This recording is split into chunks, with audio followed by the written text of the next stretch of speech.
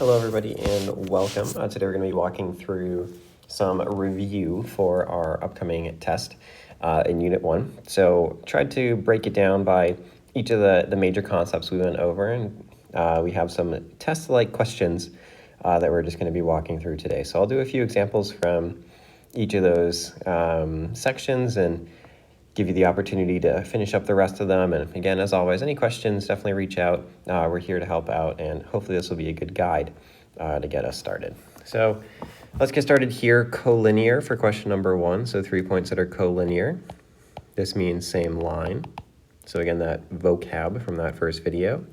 So a lot of options here, but if we highlight this line right here, we can see 3 points. We would have E, G, and I are all on the same line. So other options, other lines we could take, but that solves our question for us and that works out for us. The next one, 3 coplanar. So this means on the same plane. And I think about that as like a sheet of paper, like are they all flat and down on the same plane? So again, the plane can kind of define the outside of it. Actually, the whole thing, all of this is the same plane here. So nothing is extending outside of the sheet of paper. So honestly, any of these points work. So we could use like K, we could use L, we could use F.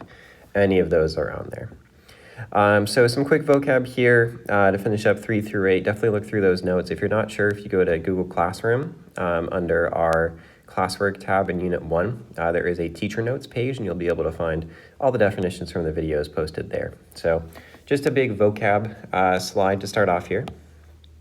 Moving on to our second one. And I think we just got kicked out, but that's okay. Midpoint. So some calculations here, a formula that we're going to need. The first thing we want to do though is they're not giving it to us this time. We've got to find our XY ordered pair. So here we go 4 to the right and we go up by 5. So that's right and that's up. And then next one, B, we go 2 to the left. So that's negative. And then we go down by 3. So that's also negative. Midpoint and distance, actually both were being asked for here. So let's start off with midpoint. We're looking for x1 plus x2 all over 2, y1 plus y2 all over 2. Midpoint is a location, so we should see an ordered pair as our final answer. So first let's go through and do some labeling though. So x1, y1, x2, y2. You can flip the 1s and the 2s, but you can't flip the x's and the y's. So x is always first in an ordered pair, y is always second. So using this information, we can plug in 4 plus negative 2 over 2, and for our y value here, 5 plus negative 3 all over 2. So just taking the numbers that we defined on the graph, plugging them into our formula, and here we're going to get 2 over 2, comma, actually again 2 over 2. That worked out nicely for us. So we can take this and divide it out to get 1 comma 1, or this location right here, as our midpoint.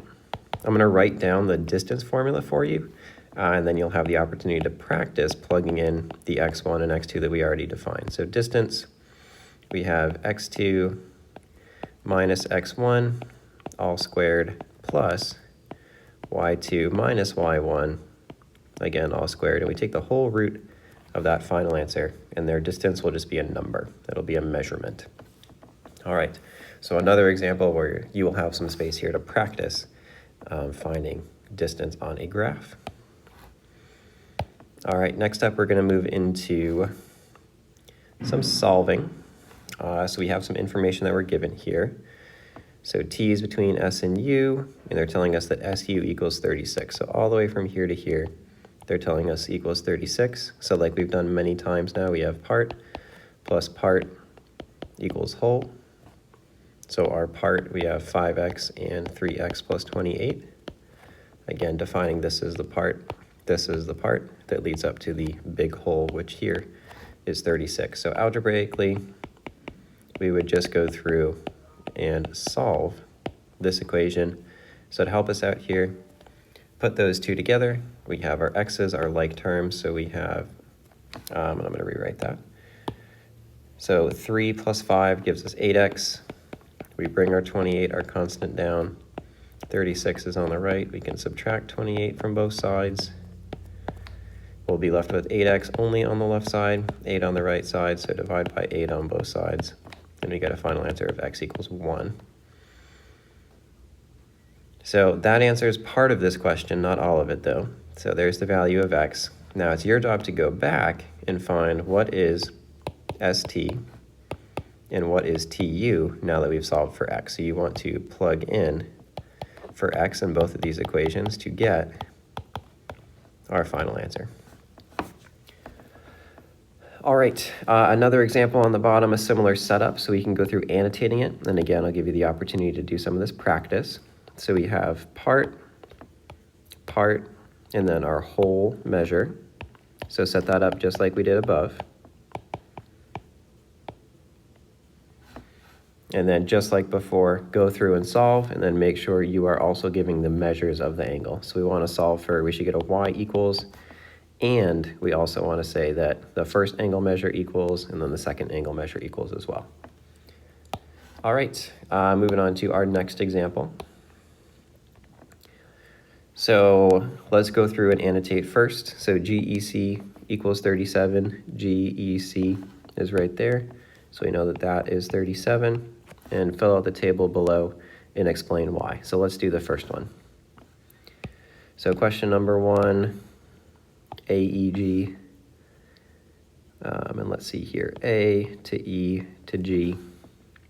Okay, so these two angles, they are a linear pair. So that means that they both add up to 180. So now I'm going to use my part plus part equals whole framework. So I know that that plus that, so x plus 37 equals the 180 degrees. So we can go through and solve and get x equals 143. So my reasoning, again, the reason why I know this adds up to 180 degrees is that's the definition of linear pair, because they share this line right here. So that line they share together. So together, those two full angles must add up to 180. So using that same logic with concrete proof, not just, oh, it looks like it could be, but with concrete proof, let's find AEJ and CEJ as well. All right, last set of questions here. So given angle AB is the bisector of DAE, or sorry, given ray AB is the bisector of DAE, so let's take a look. DAE is here, and AB is here. So bisector means that this is the same as this. So those two angles are the same. So BAE, another angle, so many angles here.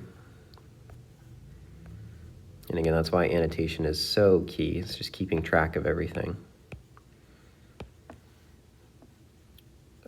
So given that BAE equals 70, so BAE, they tell us that this is 70. They want us to find DAE. Okay, so what is DAE? So from D to A to E is there, so they want us to find the whole. So here is our part, here is our part, and then the whole angle is what they're looking for.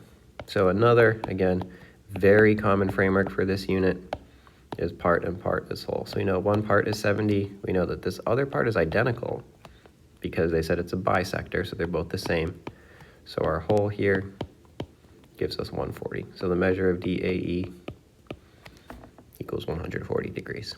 All right, there's another angle bisector question right below. So let's use that same framework of part plus part equals whole to set this one up as well, and to solve for that value of x. And then they also want each angle. So not only x, but they want you to calculate and plug in the measure of each of these three angles. All right, so that should do it for our review video today. Again, any questions, let me know. Hopefully this is a good start to kind of guide you through some of the steps here. And I will see you in class very soon. Thanks everybody for watching.